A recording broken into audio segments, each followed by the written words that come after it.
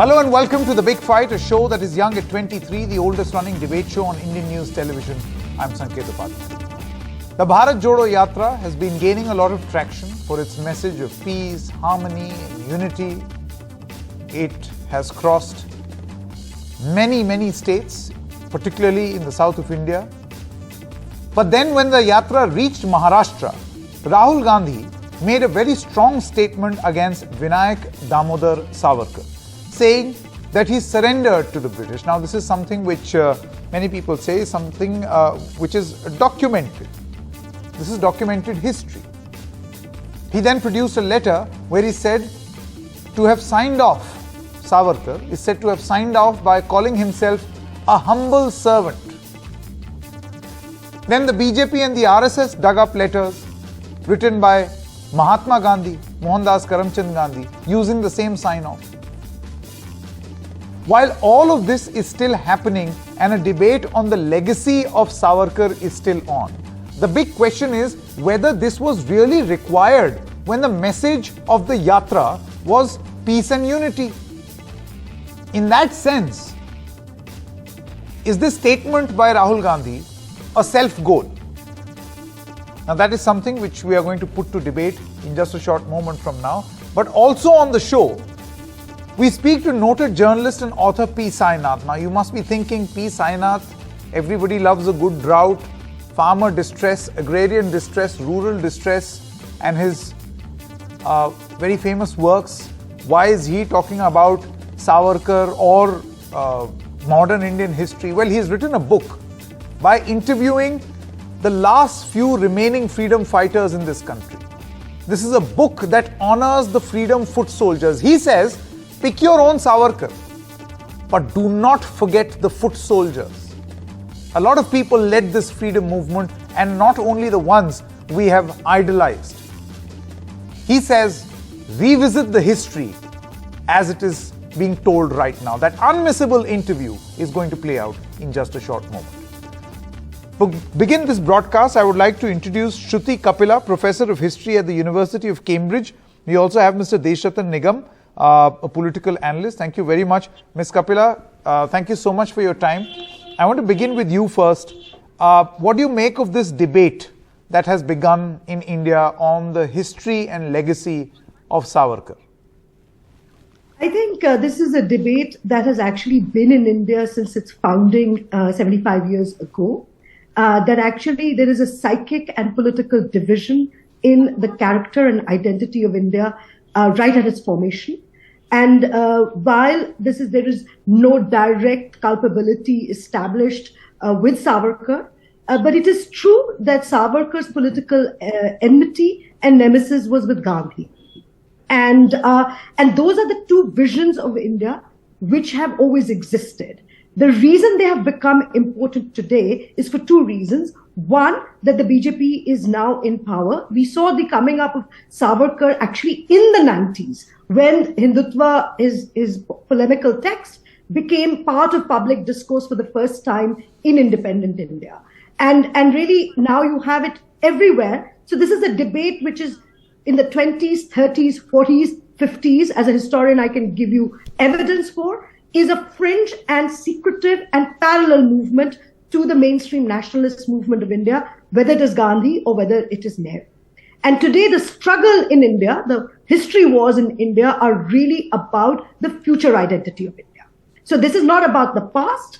Let's be very clear. This debate is very much not about the past. It is about what India stands for today and what it's going to look like tomorrow. Okay.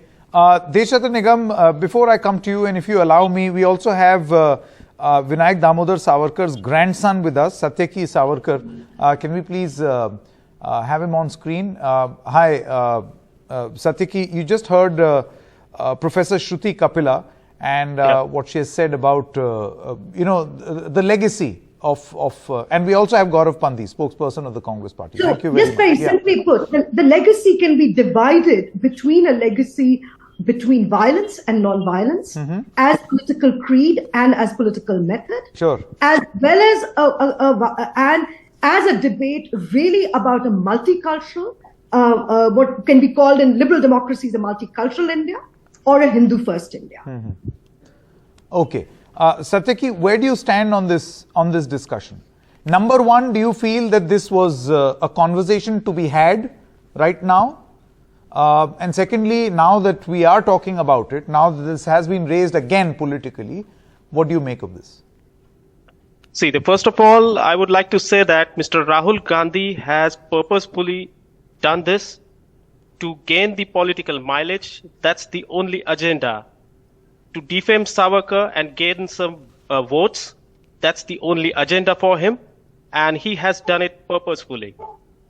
There was no need when the Bharat Jodo Yatra was going through all parts of India. Nobody was opposing him, and I don't know from where Savarkar came into picture in all this. But he enters Maharashtra. He knows that this is the land of Veer Savarkar, and he tries to defame him. Now, the thing is that Savarkar never proposed violence against Indians. Okay, when there was attack on Muhammad Ali Jinnah, he condemned it. When Gandhiji began his fast, he wrote a letter to Gandhiji that we need you. Please stop your fasting. So Savarkar was very aggressive when it comes to outsiders, to our enemies, but he never proposed a violence against our own people. Okay. Deshatan Nigam. First, let's speak about the political motives that are being attached over here, where you just heard comments being made about why did he have to make a statement like this immediately upon landing in Maharashtra for a yatra which was even many of his opponents say is a good yatra, a message of unity, of uniting everyone. In that context, do you feel that this is a self-goal? Sanket, in fact, I do not agree with the proposition that this yatra was achieving a lot of traction. Some media, yes, but this is the nth time that Rahul has brought out this Savarkar's name. And since it was not receiving any traction, so let's create a controversy and get the limelight and hog the limelight. Now all the TV debates are discussing the Rahul Gandhi's, surrendering. You have also seen the letters of Mahatma Gandhi. That was the standard practice of that point of time because Britain was a monarchy. That is the way the letters were written. Otherwise, they were not even considered or accepted. And you would also note that the barrister degree of Veer Savarkar was confiscated. Mahatma Gandhi's was not confiscated. He was not allowed to have any livelihood. And the pension that people are talking about, all the West Bengal and Maharashtra rebellions and revolutionaries were getting more than 100 rupees pension, from 100 to 120. Because they were under house arrest, they had no source of livelihood, and Veer Savarkar was only given 60 rupees, less than others. It was rejected many times. He had no source of livelihood, therefore there was a standard practice out there, and many congressmen also who were revolutionaries got it. So this is the correct perspective that is there, and the kind of torture and inhuman experience that Veer Savarkar had gone at Port Blair in the cellular jail. It is inhuman, it is uncomparable, and that was only stopped because in 1924 Port Blair jail stopped and he was shifted to Ratnagiri. Otherwise he would have continued in that inhuman conditions. So therefore this kind of a self-goal, I would rather say backstabbing, self-stabbing rather, was uncalled for. You continue on your yatra, whether it is receiving traction or not receiving traction is something else. Okay, let me, Kailash Soni, a member of parliament from the BJP is also with us. Thank you very much, Mr. Soni. अभी आपसे एक सवाल पूछता हूं, जरा गौरव पांधी जी जो कांग्रेस से हैं उनसे एक सवाल जरा पूछ दें. Gaurav, you just heard Deshatan Nigam and you also heard Satyaki Savarkar, who's the grandson of Vinayak Damodar Savarkar. And both of them feel that there was no need for a comment like this. And just to, broad base my question, in the past also the Congress has had a very divergent view from what the Congress party of today is having. For instance, letters praising Savarkar by Indira Gandhi and a commemorative stamp released in 1970 by the then dispensation. So then what has changed, and what was the need to bring up Savarkar, that too in Maharashtra right now? So much so that, by the way, many members of your own party also, not very openly, but they are reported to have advised Rahul Gandhi that don't say it in Maharashtra. You're about to lose your alliance partner also. Sanket, the facts always remain facts, and they do not cease to exist because someone, politically doesn't want to agree with or disagree with. So Rahul Gandhi, he speaks about it or not, the facts would always remain facts. A few things, Mr. Nigam, talking about the yatra, I won't go into detail into that, but would request him to pull his head out of the sand, and he's totally invited to join the yatra any of these days, and he can just go and just have a look at it and wake up to the reality. As one of the panelists in the beginning of the debate said, this is actually a kind of defining moment we are facing in the country, and it is about looking at the future. Which path that our country is going to take, and the point is that who's representing that, who's representing to go to which path, where are we coming from? So it's not about going back to the history again and again. It is about the people, those who are wanting the country and the youth to take a different kind of path, the path of hatred and division. Who do they represent? That is why this debate comes up again and again. 80,000 prisoners were lodged in cellular jail. You can go and check the facts. The jail was operational for a total of 33 years, and 80,000 prisoners were lodged in the jail, and only one of them ever wrote mercy petition, and not one mercy petition, couple of them, and that was Savarkar. That so is please wrong. don't. That is a wrong. Please listen to me. Please listen to me.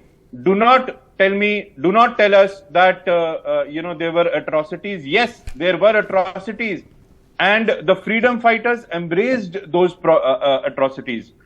These people, they come up with lies like Mahatma Gandhi suggested him to write mercy petition. No, Mahatma Gandhi suggested Savarkar to petition against his sentence, putting forth the facts, and he went ahead and wrote mercy petitions one after the other, and assured the British their unquestioned loyalty and lifetime service, and took pension. So you can just say that many congressmen were receiving pensions. Please tell me which congressman was receiving pensions. My question was about the Congress's own contradiction on Savarkar. Mr. Do you know Janorkar, ma'am? No, sir. No? Listen, Saket. So it is, as I said, it is about why this debate comes up now in 2022 in the 21st century, and why this was not discussed again and again in 20th century when we were in the government. So we are not vindictive like the BJP. We never forced or drove people to a certain kind of ideology. Today, when the country is being forced to follow a certain kind of ideology, we are defining. It is the defining moment. We are defining which path the country should take, and people should know who represents. Okay, let me get in a view from the member of parliament from the BJP, Mr. Kailash Soni. आपने सुना Congress party का ये कहना है, कैलाश जी, कि ये सच्चाई है और इतिहास का हिस्सा है कि उन्होंने माफी मांगी, और अगर उसका जिक्र किया जा रहा है तो उसमें गलत क्या है? देखिए, ये उस समय की तात्कालिक परिस्थिति में हमारे जो मूर्धन्य राजनेता थे, पूज्य महात्मा जी और सारे लोग, उनके ऐसा बताया जाना कि उनके तरफ से के बैरिस्टर सावरकर जी की स्वतंत्रता के आंदोलन में बहुत बड़ी आवश्यकता है, उनके परसुएंस पे, और पूज्य महात्मा जी द्वारा भी जो पत्र का रेफरेंस दिया है कि आपके ओबीडियंट बैरिस्टर सावरकर, तो पूज्य महात्मा जी ने भी अपने वाइसराय जी को जो पत्र लिखा तो उसमें इन्हीं शब्दों का प्रयोग किया है। माफी मांगने का सवाल नहीं उठता। वहां सेकेंड वर्ल्ड वॉर के समय महात्मा जी ने भी अंग्रेजों को मदद करने की बात कही है, लेकिन इसके मायने ये नहीं है कि उनके द्वारा माफी मांगी गई। उनके द्वारा किन संदर्भों में क्या लिखा गया, लेकिन हमें समझ में नहीं Yes, Ms. आता Kapil, I'll कि come to you. स्वतंत्रता के आंदोलन के इतने बड़े महारथी हमारे ख्याल से कि हिंदुस्तान के इतिहास में इतना बड़ा कंट्रीब्यूशन, इतनी बड़ी प्रताड़ना, इतना बड़ा डिवोशन इंडियन हिस्ट्री में किसी आदमी का नहीं है जितना बैरिस्टर सावरकर का है। और उनके ऊपर आज के संदर्भ में हमारे इतनी बड़ी पर्सनालिटी को इस तरह से डैमेज करने के लिए ये बात क्यों कही जा रही है? हमें तो लगता है कि केवल अपने आप को चर्चा में बनाए रखने के लिए, जब आदमी सब तरह नहीं, पर से कैलाश जी, तो ये तो काउंटर प्रोडक्टिव हो जाएगा। आप देखिए, उनका अलायंस पार्टनर उनसे छिटकने की बात कर रहा है। उनकी अपनी पार्टी में ऐसा बताया जाता है कि महाराष्ट्र यूनिट जो है वो कह रहा है कि भाई ना, आप बात कीजिए इन सब चीजों के बारे में। तो अगर वो चर्चा में बने रहना चाहते हैं तो फिर वो अपने आप को ही नुकसान थोड़ी पहुंचाएंगे राजनीतिक रूप से। देखिए, पूरी तरह से ये सेल्फ गोल है। बैरिस्टर सावरकर के ऊपर हिंदुस्तान का कोई भी आदमी चाहे कितनी बड़ा हो, इस तरह की उंगली उठा करके अपने आप को शून्य कर रहा है, अपने आप को समाप्त कर रहा है और देश का नुकसान कर रहा है। देश की ये प्रतिभाएं हैं, ये देश की थाती हैं। ओके, देश के जिंदा रहने के लिए कारण कारक हैं। इनसे प्रेरणा लेने की आवश्यकता है, उनके चरित्र को। Okay. Since I'm running out of time, Shruti Kampila, I saw you raise your hand there. Please come. I just want to make some factual points. First and foremost, that it is a mercy petition. It is quite apart from obedient servant or not.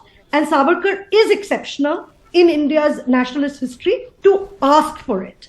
Neither Tilak, who was in solitary confinement for 8 years prior to no one. Nehru spent a total of 14 years in prison. No one asked for this mercy petition. Desh Ratan ji said कि उनकी pension कम थी. उनकी pension इसलिए कम थी because he was not recognized as a political prisoner. These are facts of the matter. He was considered to be an ordinary prisoner, and this is why he was also downgraded, and these were part of his struggles. He really wanted to be recognized politically. Thirdly, it is an absolute non-fact that he made a public contribution to the Indian national movement. That he did not. He was made into a political prisoner, which meant that he could not enter political politics, which is why he wrote. And my final point is also to Desh Ratan ji, who said, and in fact, Mr. Savarkar's grandson, who said that he had an idea of political enmity. Absolutely correct. As a political thinker, Savarkar would spend a lot of time thinking about who is an enemy. But his enemy was always internal. His books pointed out to Buddhists and Indian Muslims as the key enemies of India. He did not, this is an absolute fact, as a historian, he is not seen to be an anti-imperial or an anti-British. Okay, imperial. Mr. Savarkar, Satyaki Savarkar, how would you respond? The first thing is that they are shouting a lot on the points that they do not know at all. They call it a pension. I mean, how poor is that? That's called a sustenance. And it is given to Congress members as well. My friend, Mr. Gaurav, doesn't know a single name. Do you know Mrs. Janorkar? Do you know how much sustenance was given to her? You don't know. So go and study. Okay? Mahatma Gandhi got 100 rupees allowance in 1930 per month. Yes, he was recognized. Let them study. Let them study. So let us be very clear. That's political figure. And the professor of history is factually incorrect on number of occasions. I just wish we had a longer debate. I would absolutely let them study. Why are we wasting our time with them? Well. Let them study first. I never speak without documents. So same here, sir. I have written a chapter on Savarkar. Writing. We have seen lot of history which needs to be revisited. You are one of them. Yes, it needs to be revisited because you have a political agenda. Nigam sir, you can try to defend treason as much as you are trying to produce a new vision of history. You will not be successful. And what does Mr. Rahul Gandhi has? Doesn't he have political agenda? Doesn't he have political agenda? Mr. Rahul Gandhi doesn't have political agenda. Why is he taking Savarkar's name entering Maharashtra? Why is he defaming time and again? Why is he defaming time and again? Discussing what has Professor happened in Saab, the real history is coming out. Why do you want Congress to don't keep read quiet? your books? What do you mean by that? Why Rahul Gandhi one by is one, speaking about it? Gentlemen, one by Why does it? Why? Answer my question. Why he you should don't not? know the Congress. Why he should not? You don't know the You Congress are freedom because fighters you who are received its ashamed of sustenance. your ancestors. You do not want to talk about it because you are ashamed What? of I am what ready to Savarkar talk. has That's done. why I'm in debate. You don't know who got sustenance. You don't know Yes, the names. yes, absolutely, absolutely. Go and study. Let me, okay. Go tell to me Bharat one Jodo thing. Yatra, please. Don't waste our time. No, why Savarkar, when Netaji Subhash Chandra Bose was recruiting people for Azad Hind Fauj, why Savarkar went out and discouraged the youth from joining Netaji's army? Was it part of his political, because he was political imprisoned? And why did listen, Gandhi listen. recruit? Why Why did Savarkar Gandhi officially, recruit? Why did Gandhi recruit? denounced Who got one moment. Can I please come in here? Can I please come in here? Why Gandhi Shruti got Kapila, do you Please feel the allow part me. of the problem, this question is for Sanket, Shruti please Kapila allow and then me. Kailash Soni. The part of the problem is that we are attempting debate by out-shouting various versions of that history. It is a fact that history historically should be revisited. Do you So that's feel exactly why that it we is have being approached it revisited. politically instead of The thing is, intellectually? I'm afraid this is where we need to go back to the basics. The basics are such. Sanket, please allow me 30 seconds. Please allow me I know, 30 let me After just Ms. say, Kapila. let me just say as a historian, what has happened in India right from the beginning of the 20th century is that when you wanted to convey political ideas, political actors wrote histories. Jawaharlal Nehru wrote history, Savarkar wrote history, many other, even Ambedkar wrote history. So history is a way in which people conveyed political ideas and ideas of political future. So now you have two very dominant political ideas in India which are in contestation. They are political ideas. History, therefore, is on the side of politics. Having said that, there are certain facts. Yes, it is a mercy petition in a way that no other person has put a mercy petition from the front line of Indian nationalist figures. And two, there is no getting away from that. And two, that Savarkar is a founder of Hindutva, which is not necessarily anti-imperial, because the anti-imperial politics is associated with Gandhi and the rest of the... Kailash Soni, आपने श्रुति कपिला जी को सुना. उनका एक कहना है कि जितना उन्होंने सावरकर को पढ़ा है और इतिहास को जाना है, उसके हिसाब से ये लगता है कि सावरकर देश के दुश्मनों के जो वो समझते थे कि दुश्मन, उनके बारे में ज्यादा चिंतित रहते थे और बात करते थे, बजाय इसके कि ब्रितानी शासकों के. और उनके लिए दुश्मनी जो थी वो अंदरूनी थी. उनके लिए जो दुश्मनी का जो आइडिया था, जवाब ले ले. वो फॉरेनर नहीं था, वो अंदरूनी था. कैलाश जी का जवाब ले. अंदरूनी दुश्मन थे, वो बुद्धिस्ट थे. I don't know from where the history is coming out. It is Okay, opinion, not Kailash ji's response, please. Opinion, Question is for the member of parliament, please. Yes. Kailash Soni ji, आपका जवाब. not history. देखिए, कौन देश के दुश्मन, और ऐसी कोई शख्सियत हिंदुस्तान की बताइए कि जिसने वहां विदेश में जाकर के हिंदुस्तानियों के खिलाफ बोलने वाले के खिलाफ सीधा प्रहार करने वाला आदमी, दो उधम सिंह, शहीद उधम सिंह, भोगने वाला आदमी जिसका एक भाई काला पानी में है, और वो आदमी देश के हितों के विरुद्ध जाएगा. उनके प्रति चिंतित इसके लिए थे कि कैसे आजादी मिले, और इसके लिए बैरिस्टर सावरकर ने अपना संपूर्ण we have debated, and I think we'll continue to debate politically the legacy of Mr. Savarkar, but should there be a better and more intellectual discussion to be able to find out what really the truth was? And it is a fact that history must be revisited. I'm not talking about rewriting it, but revisited. Thank you very much for joining us. Thank you. Would the Uddhav faction of the Shiv Sena be willing to break ties with the Congress and the NCP given these fault lines on Savarkar? It is a prerogative of the chief of the party. It's not my prerogative. Is Savarkar a matter of principle for you? Honorable Uddhavji will make a statement on this sooner or later, but he will make a statement. Is the honor of Savarkar a matter of principle for you, Mr. Sawant? Is the honor of Savarkar a matter of principle for you? Why we should? No, not at all. Not at all. It's a question of matter of principle. That is the reason the Honorable Sanjay Raoji has made a statement.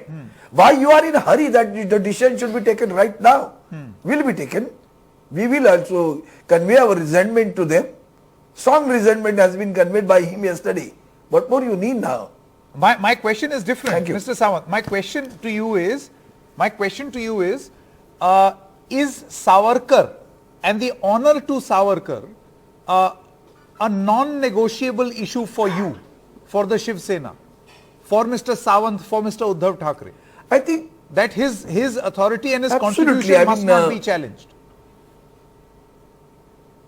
Absolutely right, sir. I think you must, you can see that during the last 10 years or 8 years of the Lok Sabha, we have raised this issue number of times to honor him by Bharat Ratna. And we were demanding it. The sacrifice which he has done, the treatment which the British police has given to them was horrified, and whatever the poets he has written on the patriotism of the country are to be treated as the highest on the country looking into these issues. Mr. Sawant, how would you respond to these letters that are now being brought about, when they were signed off? I hope both Mr. Savarkar and now I'm Mr. saying Gandhi's it time letters and are again. also being produced. That I serve as your most I'm saying obedient time servant. and again, there are not many references for many people. So right now, I don't want to make any comment. I said it just now. It's not my prerogative. It is the prerogative of my honorable chief of the party, Uddhav Thackeray. He will come forward and sooner or later and will make a statement on this. Meanwhile, let us wait for some time. Mr. Sawant, here is a larger question that I would want to ask you. Do you feel that the legacy of Vinayak Damodar Savarkar must be settled not politically but by intellectuals in this country? And do you realize that over the past few years, this legacy has been checkered, challenged politically on various levels? And we need like a What a common good legacy. question it is. What a good question. I really appreciate this question. What is required is that now 75 years we are celebrating of the independence of the country. Whatever has happened in the past, we must forget it, keep it as it a history. What is our goal in future? Move in that direction. Instead of wasting your time and energy on historical subjects or difference of opinions of the historians and the people and the society and the media and the press, let us focus on this issue. The country is facing so many important issues. There we'll have to focus that. We are facing serious problem of unemployment. The farmers are facing serious issues. There is a very high price rise is there for all commodities. People cannot afford to buy these things. And these are the questions. Look at the women's security of the women. These are the issues of the country. Those people who Mrs. really Arvind, want to my question was a little different. set narrative. One moment. Yeah. People want to set a narrative out of this for a political gain. We do not want to go for that. We would love to see that the issues should be brought on top priority, and that should be resolved. So you're saying that issues related to freedom fighters must not be made into being these contemporary political issues. The contemporary political issues must be the ones that concern people directly. That's what you're saying. What you want to deliver? You want to deliver hatred or a love? That's the issue. Now, by doing such thing, whether let it be any party, do we really believe in that we want to go for unity and or division?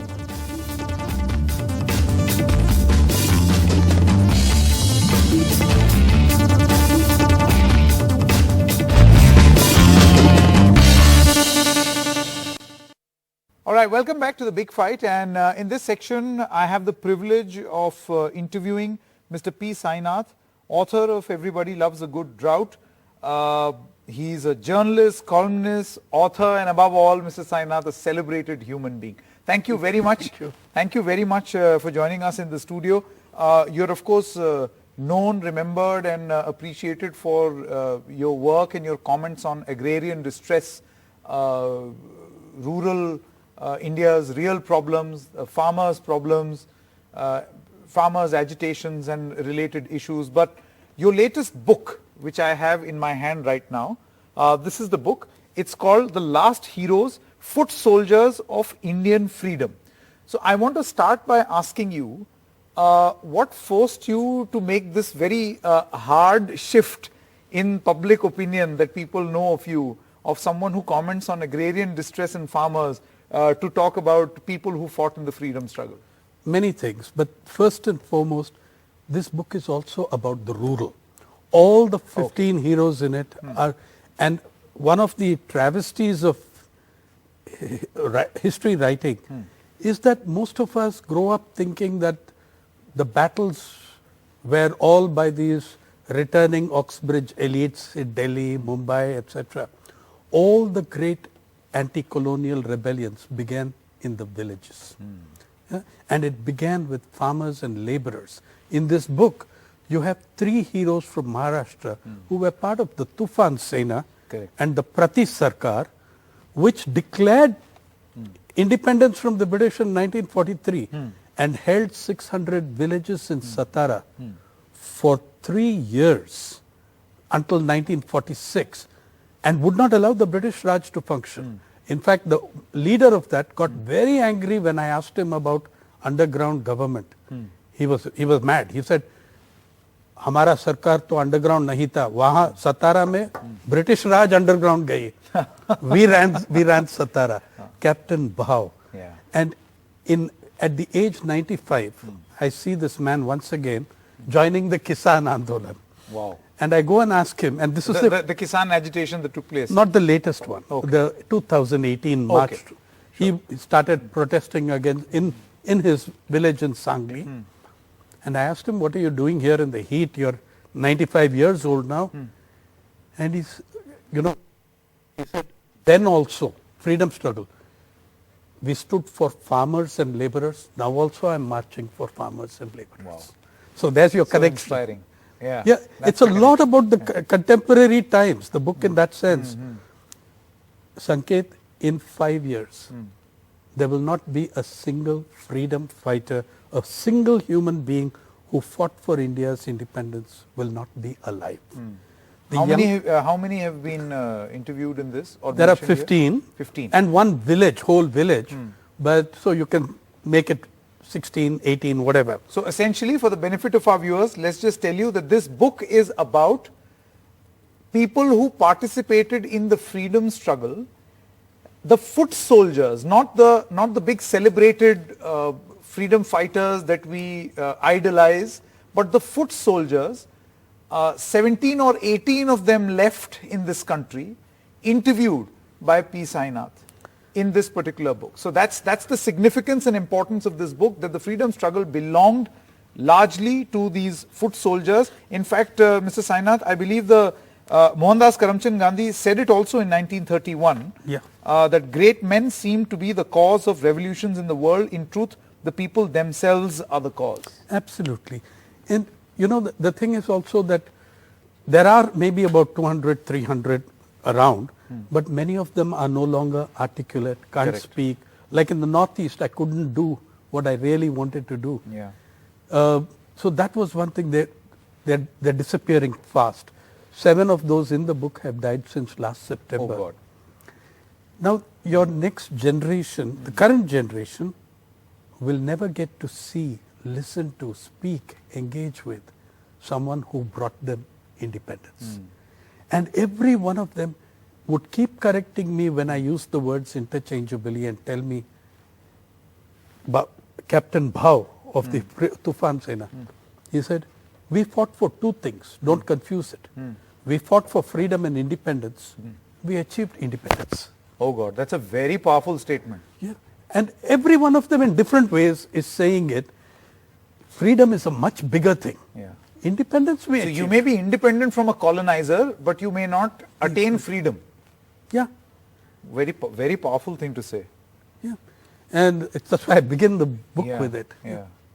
This is a very, very powerful statement to make. And then the other characteristic about them is that they are pan-Indian. The social diversity of what the freedom struggle was, I've tried in a small way to reflect it in the book.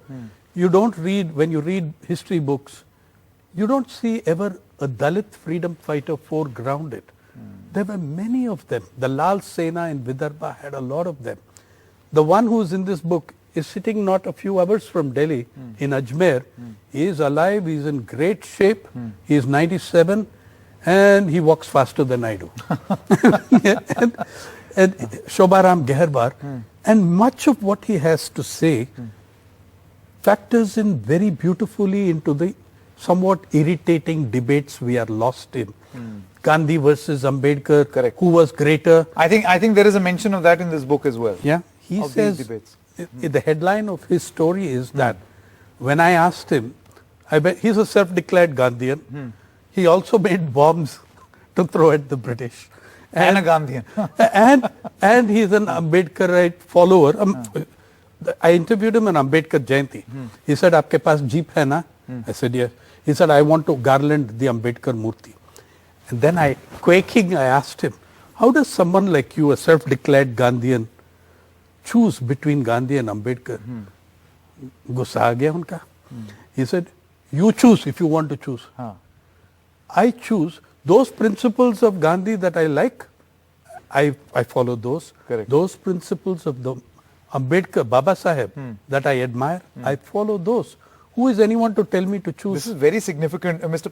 Sainath, do you feel that we are perhaps, as we go along in our understanding and build these ecosystems, are caught in manufactured binaries, whereas the people who actually fought the freedom struggle back then understood the nuances of each and every individual? You could not have put it better. There are, one of the things that Telu and Loki Mahato from Purulia are saying, and what Shobaram Geharwar from Ajmer said, many of these things brought me home to the feeling that we should not pigeonhole these people. They were far more complex. They were open and susceptible to many influences. The same Shobaram Geharwar told me, I want you to know, मैंने दोनों नदी में गया, गांधीवाद और क्रांतिवाद. Yeah, and what stories they have to tell.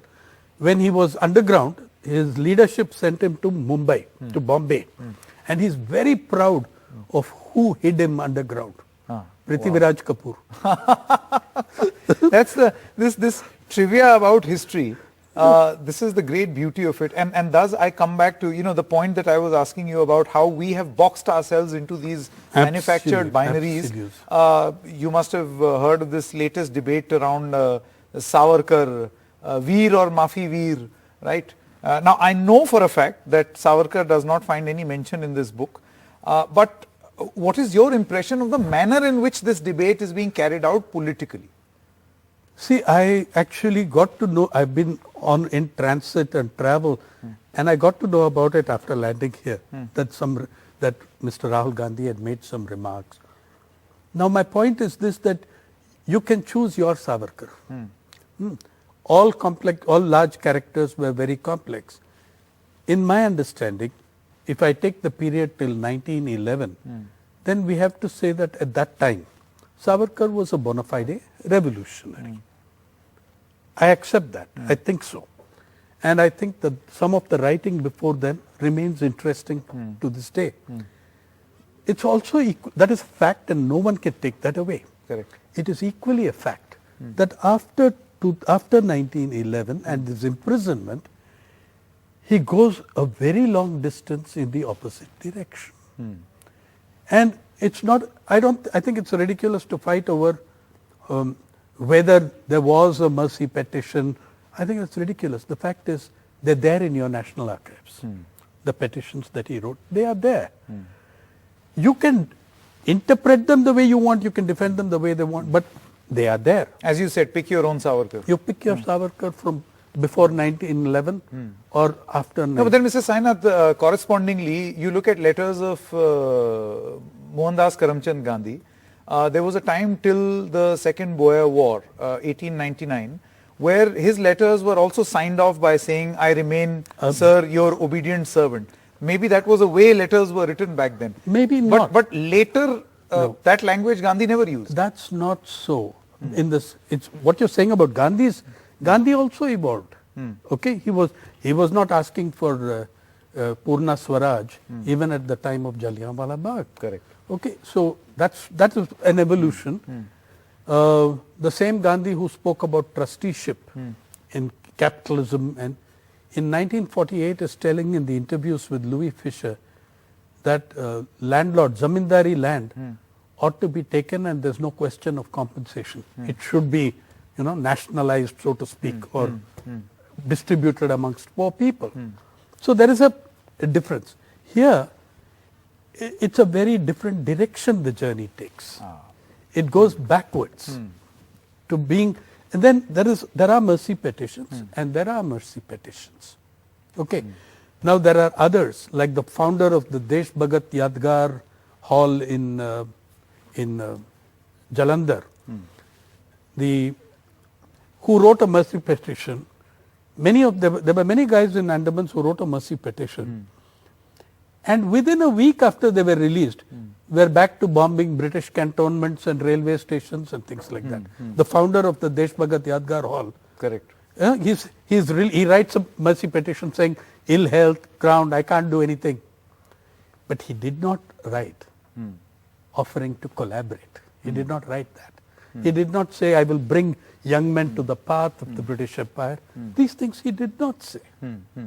So I'm saying that you can have your beliefs, you can have your interpretation, but these facts are irrefutable and incontrovertible. But Mr. Sainath, again, going back to your book, and we took a slight detour to the present day controversy, but also borrowing from this present day controversy and putting this book into perspective, do you feel that we, while writing our history of modern Indian history, have done somewhat a degree of injustice to these foot soldiers? That's why I wrote the book. The book is written first and foremost for the people in the book, that their stories be told. And I am saying that you and I and our younger generations, we need their stories in order to better script our own. Well said. So that we know where we are coming from, where there are many other controversies. Do you think, Mr. Sainath, that will help us in being less binary about our freedom fighters? I think that it's also being less stupid in some ways. I took great offense at the lowering of the national flag for Elizabeth's death. You were honoring the symbol of the oppression of crown of 104 nations, including your own, a power whose existence in your country saw 24 major famines, tens of millions of people die, including 3 million in the last famine. We didn't lower our flags when major freedom fighters died. But I mean, I take great that. But about the revision of history, I think it is such a discipline that will always be constantly revisited. Are we doing it? Are we doing it enough? I think we are doing it too much in some ways and not enough in other ways. We are creating, look. Are we attempting it politically? That's my other question. My problem is that if you look at, in the sense that you look at the government's Azadi Ka Amrut Mahotsav website, which I believe is part of an effort with 110 crores initial budget. I could not find a photograph of a living freedom fighter. I could not find a video, a statement, an article. Look, I've got a book out of their words, and they're around. Okay, I could not find one. You know whose photos are there. True. Right? True. From gas cylinders to everything, the same photographs. And they have section on forgotten heroes, which seems to me to be politically very selective. There is no Tipu Sultan, for instance, in that list, and the fact is that he was the one Indian prince who fought uncompromisingly the British invader to the death. And the controversies over that in Karnataka, where an education minister has said, we will do away with Bhagat Singh and replace Bhagat Singh in the textbooks with Bhagat Singh and Tipu Sultan and replace him with Savarkar. I think that sparked the controversies that followed. But I think that you need to do a lot more about the exclusion of ordinary people. The people in this book, they are not barristers or lawyers like both Gandhi and Savarkar were, etc. Foreign educated. None of that. Yeah. These are people, include cooks, couriers, homemakers, forest produce gatherers. They include Dalits, Adivasis, Marathas, OBCs, Hindus, Muslims, Sikhs, atheists and believers. And that was that huge, rich spectrum of India's And freedom all of struggle. them understood the nuance of the ultimate goal of freedom and independence both at that time. And they had the bandwidth. They understood it in the last few years when I've been speaking to them. And they've been insisting on it. And the other thing is they understood the need to rise above our divisions. You know, they understood the need to rise above our divisions, join hands and fight against the imperial power. That, I think, shows us something that you can do, that you can rise above yourselves.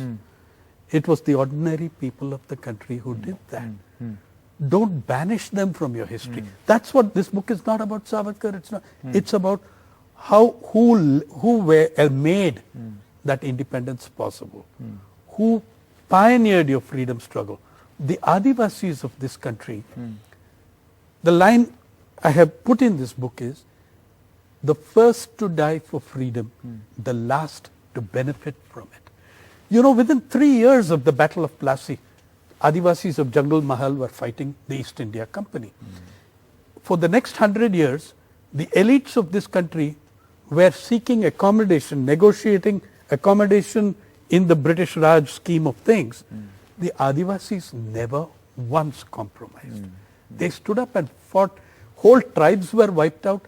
This country, and this irritates me about that flag lowering, the British Raj, when it could not quell the Adivasis, created a law, the Criminal Tribes Act. And 200 tribes, Pardis, Pahadiyas, etc., were stigmatized as these guys are genetically criminal. You know, it was how was it different from the Nazi principles? Okay, of genetic thing. It was, and for that you go and lower your flag. And this, according to you, is the difference between independence and freedom. Yeah, and also, I mean, one of the differences, but it's also important that they still suffer. The Pardis, no one will give a job, employment or work to a Pardi or to a Pahadiya in Palamu. They're still seen as criminals. They've been stigmatized so severely. So I'm saying that their freedom has not been achieved. And what we have achieved instead is appropriation in a very crass, unnuanced way of the freedom icons, politically. There's also a very big connection between you and me as journalists and these people. How so, sir? See, by the way, one of the guys in the book was a journalist. Wow. H.S. Doreswamy. He died this April in Bangalore. He was the guy involved in the major controversy with the RSS minister who said he's a fake freedom fighter, etc. Okay. When I went to see, after that, any journalist going to see Doreswamy, what are you doing, sir? He'd say, I'm writing my CV, to show that I participated in this struggle. He started a newspaper while fighting the Mysore Maharaja, and he took out 6 titles for it. Okay, so that when they shut down one, the same paper continued the next day under another title. Wow. He changed the title multiple times. Wow. Brilliant. And many Indian journalists did that. All the way from here to Nepal, there were people who did that. Correct. The tragedy is, Sanket, we are so distanced from our history. How many did our media tell people that in April this year, we saw the 200th year of real Indian journalism, the 200th anniversary? Because we talk about Hickey's Gazette and all that crap in the colleges and schools. Hickey was neither an Indian nor was he doing Indian journalism. He was concerned with the East India Company, the European community. 1822, the first explicitly political opinion papers come with Raja Ram Mohan Roy, with Miratul Akbar, which was in Persian, not in Bengali, and Kaumudi Sangbad, Sangbad Kaumudi. That tradition of journalism, and a man who was prepared to close his publication when they brought anti-press laws. He shut down Miratul Akbar. He was standing up, by the way, for a farmer, a riot called Pratap Narayan Das, who was whipped to death. Look at what their approach to ordinary people was. Look at what our approach to ordinary people. I think this is an absolutely eye-opening interview. And thank you so much for this book and also this interview, because this just puts the present day controversy around freedom fighters, struggles, their appropriation in such good perspective. Thank you so much for doing that, Mr. P Sainath. Thank you. Thank My you pleasure. so much for this Thank interview. you, Sanket. Thank you.